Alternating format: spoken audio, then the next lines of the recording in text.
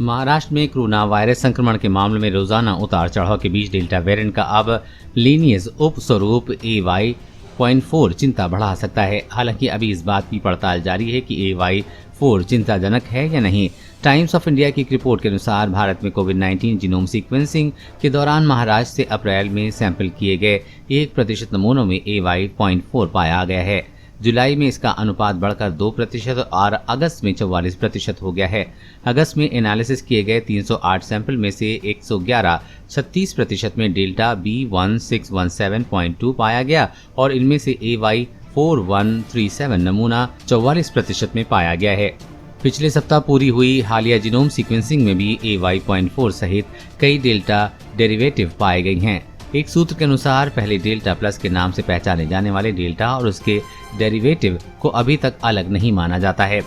Report में कहा गया है कि मुंबई BMC की एक टीम मरीजों की मेडिकल रिपोर्ट के साथ डेल्टा वेरिएंट की रिपोर्ट को मिलाया जा रहा है ताकि ये समझा जा सके क्या वेरिएंट ने कोविड के लक्षणों और गंभीरता को बदल दिया है। अगर हाँ तो कैसे। रिपोर्ट में एक डॉक्टर के हवाले से कहा गया है कि कोई वेरिएंट तभी चिंताजनक होता है जब हम ये स्पष्ट रूप से जान जाते हैं कि इसका ट्रांसमिशन बढ़ गया है या फिर ये संक्रमण का कारण है। बेंगलुरु में संक्रमित लोगों के सैंपल शुक्रवार को जीनोम सीक्वेंसिंग के लिए भेजे गए। इस दौरान 3 लीनियज पाए गए जिसमें डेल्टा और उसके सब लीनियज AY.4 और AY.12 शामिल हैं।